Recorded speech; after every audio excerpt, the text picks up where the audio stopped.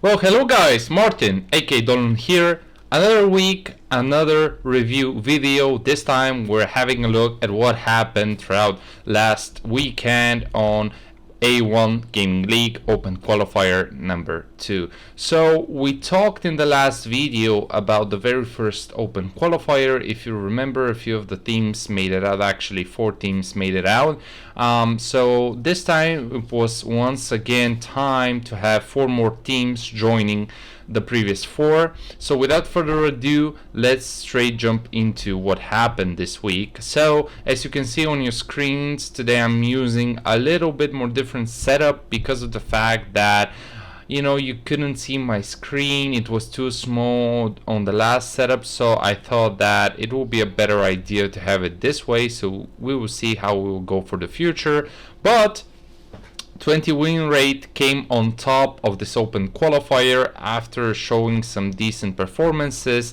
A thing about this team is the fact that they started from the second round, so they didn't have to go the full 5 games. They had a solid win over Arsenal fans. Then they managed to eliminate Ambidex. Once again, Ambidex not making it towards the next stage of the tournament. Disappointment, I would say, for this team, as they were eliminated in round 3 of the first Open Qualifier.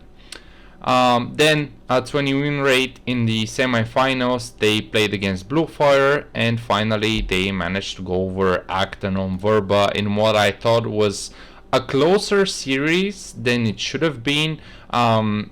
Haza and Venceslav put up decent performances. You can see on your screens 27 kills, 3 assists and 16 deaths with a KD ratio of 1.69 for Haza, supported by Venceslav, who also had 21 kills but 0 assists and 17 deaths.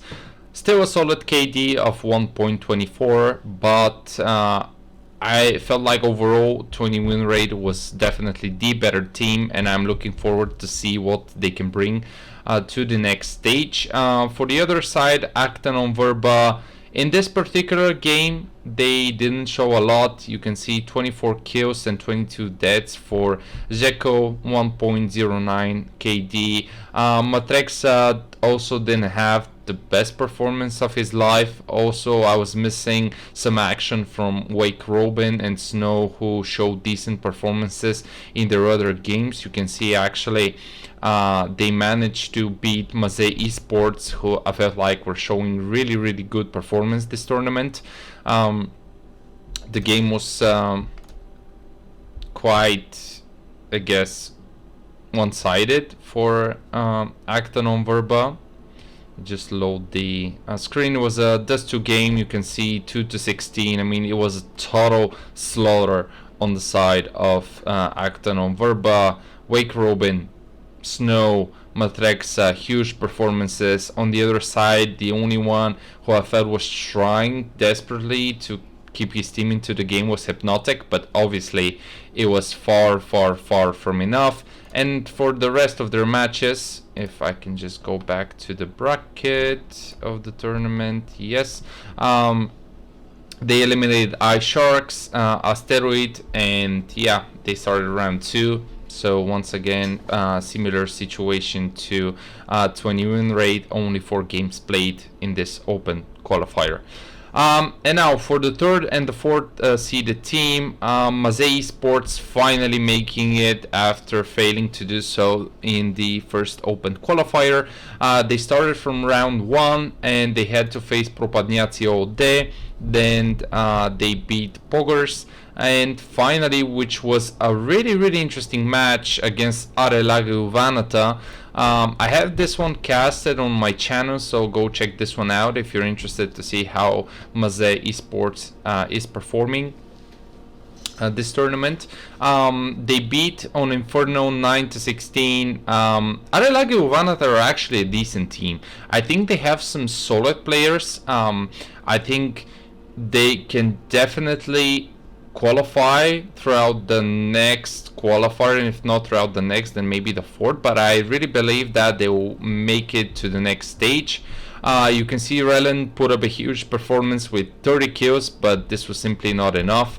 The rest of the team did not support him. I think at some times they were a bit disjointed, even though they were showing some good plays. For Maze, however, the situation was really good. You can see Dark with 31 kills and only 11 deaths, an insane KD of 2.82. This guy put up a huge performance. Phoenix also with 28 kills and 17 deaths.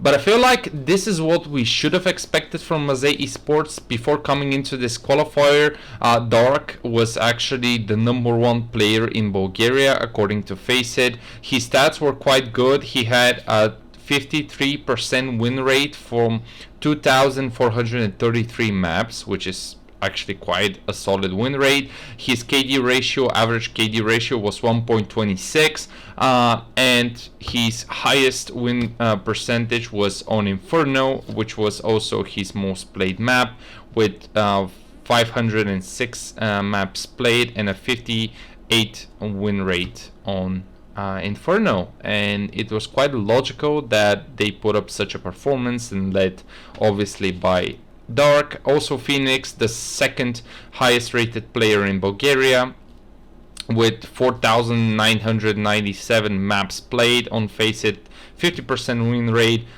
slightly lower KD ratio of 1.07, but still overall some solid statistics and performances coming out of Maze Esports. So I am definitely looking forward. I am on the hype train for Maze.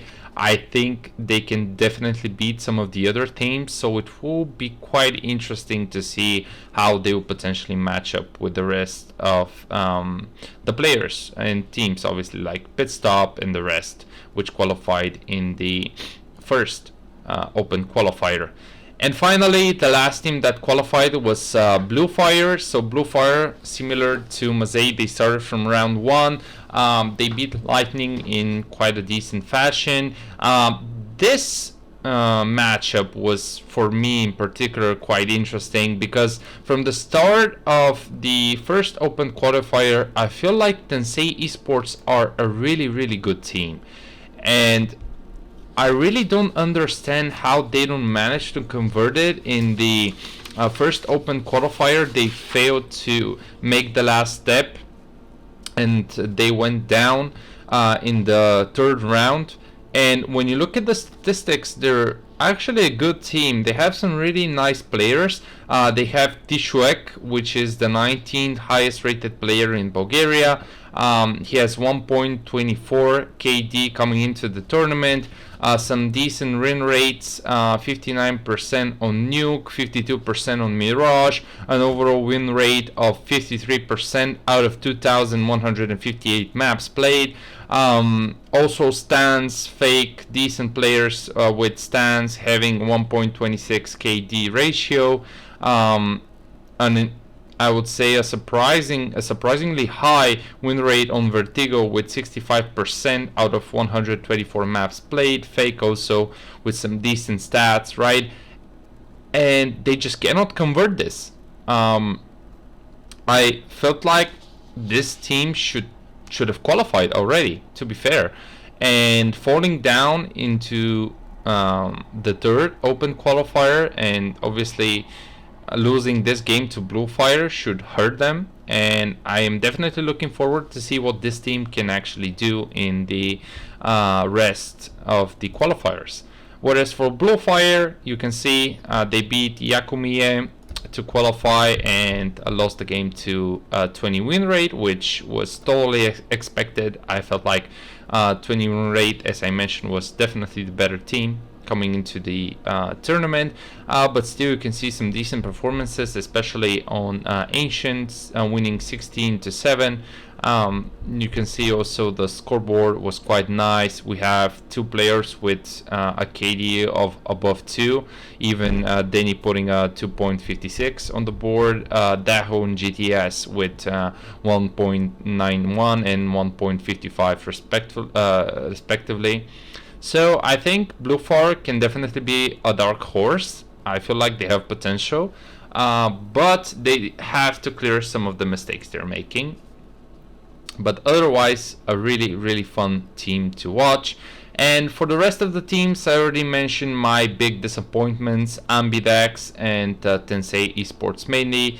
Those two teams, they have a lot of potential. They have some good players, but they just cannot convert into a better performance and moving towards the next stage. They have to reach round 4, and for Ambidex, you can see once again failing to do so. Tensei Esports also failing to do so, and I am definitely looking forward to see those two teams moving on to the next stage. I feel like they just have to pick their gameplay up, improve on the maps they already played, go through the demos, see what went wrong, what can get better, and just bring it home, I guess, which for them will be quite a success.